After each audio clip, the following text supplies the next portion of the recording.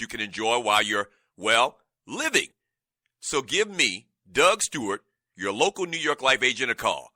I can help you build a solid financial future to help you and your family be good at life. You can reach me at 678-770-8073 or look for me at newyorklife.com. Do you want your next Atlanta event to be memorable? If so, have Drink in Color at your next function. Drink in Color is sophisticated bartending that creates signature cocktails for your special occasion.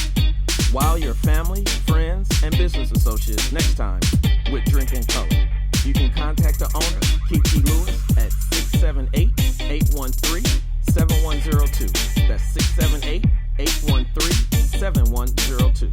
You can also email her at drinkincolor@gmail.com and follow on Instagram at drinkincolor. And tell her you were referred by the Wait a Minute Show. Drink in Color, cocktail catering. Let the cocktail sparkle at your next event.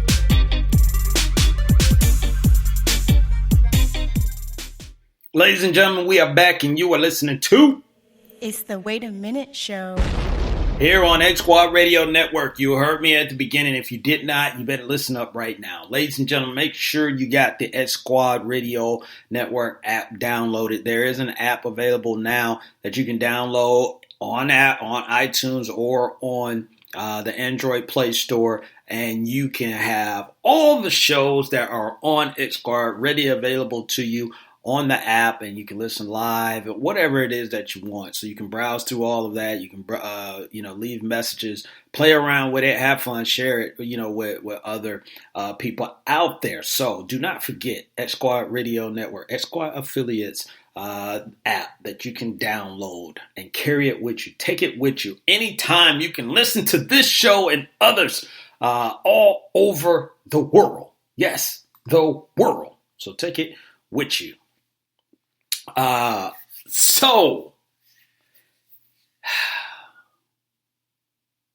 Ladies and gentlemen, we are not at that time, but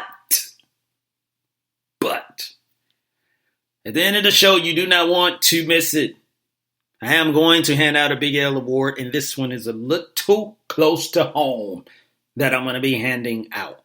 And it impacts me, ladies and gentlemen. It impacts me.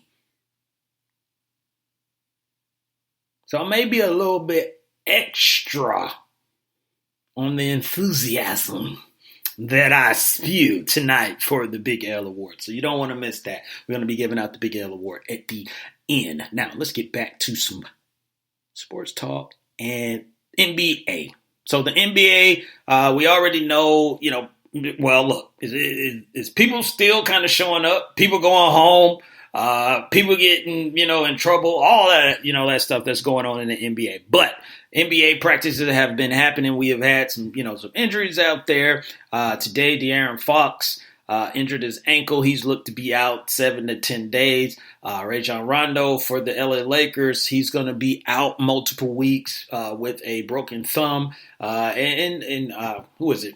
Why am I drawing a blank right now? But one of the Spurs players actually had to have an appendectomy. So there are players that I will not be playing. Michael Beasley, he tested positive. He had just signed. He tested positive for COVID, so they sent him home. So he's not there. But having said all that, there is still going to be some games played. We're going to get into this 8-game regular season games that they're going to finish up, and then the playoffs kicks in. So this is a warm up. If you will, for a lot of teams.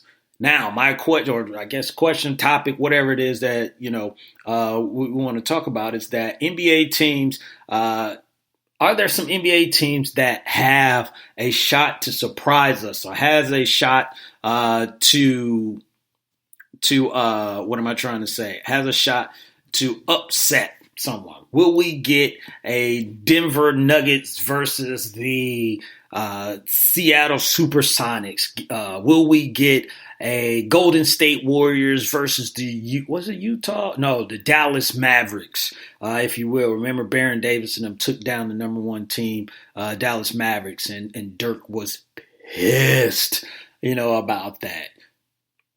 possibly, under the circumstances of coming back off a long layoff. Now, everybody's, been off a long layoff, but I think more than anything with this layoff, it could hurt one of the, expected, and I'm doing air quotes, expected teams to possibly be in the Eastern Conference or the Western Conference Finals. So we're not talking about the Lakers and we're not talking about the Clippers because everyone is expecting them to be on a collision course. We're not talking about Milwaukee, because they're expected to be there. This is more, three teams, to put the question out there. Could they upset someone? Could they surprise someone? Could they put the fear maybe into someone in one of these teams and put them in pretty much of a bind if you want?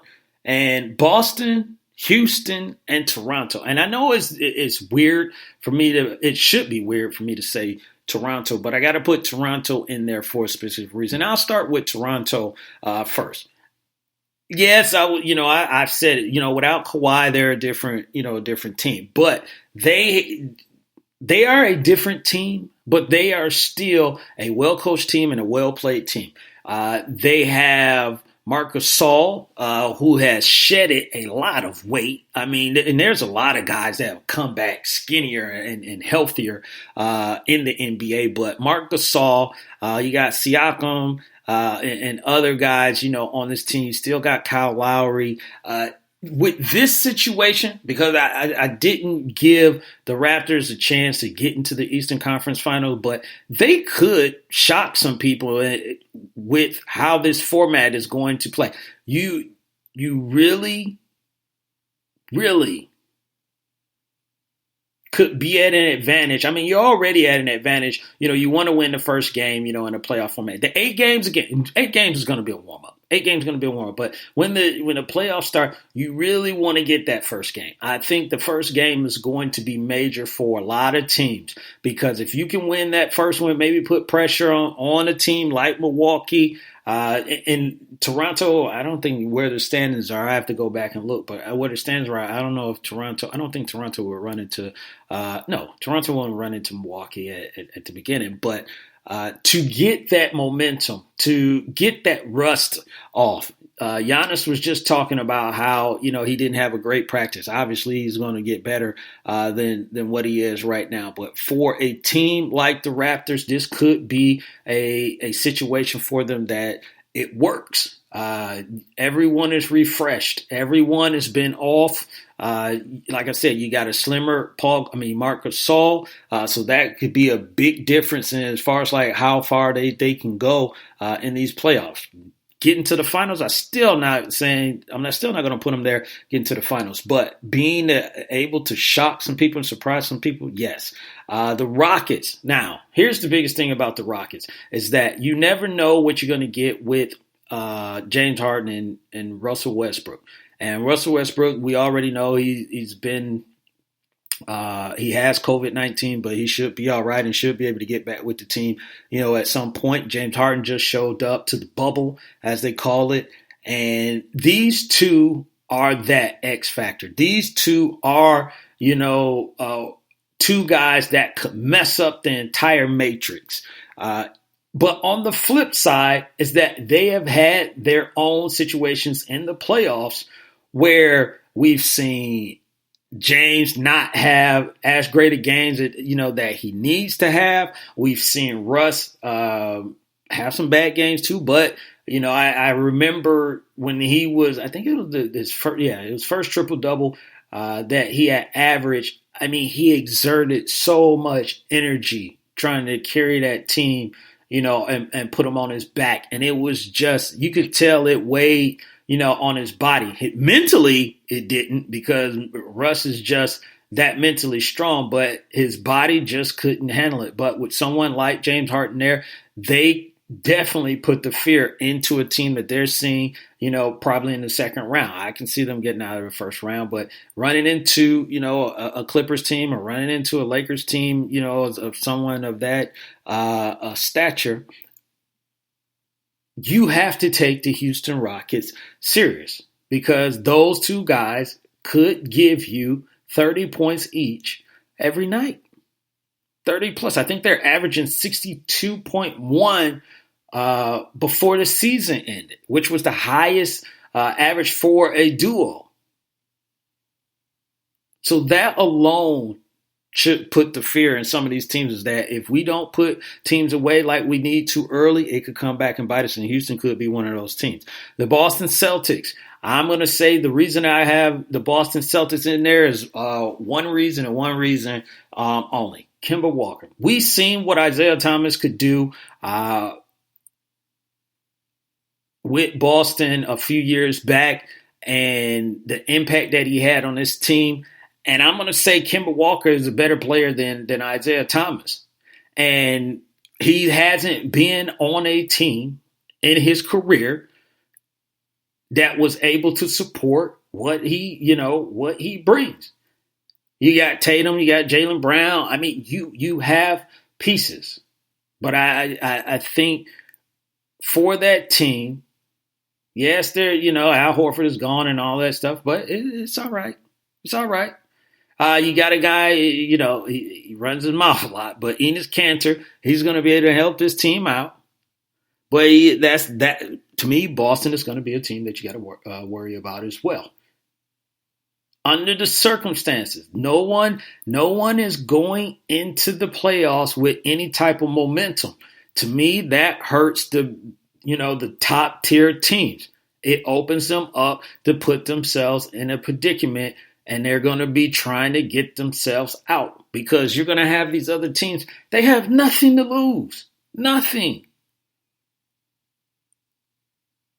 It's already been set who's going to win, or who's going to be, as far as like on paper, who's going to win the championship, who's going to be in the Eastern Conference Final, who's going to be in the Western Conference Final, who's going to be in the finals. So it's almost like they're, resetting, if you will, starting out 0-0. And then people can go into it like, why not us? Why not? You're exactly right.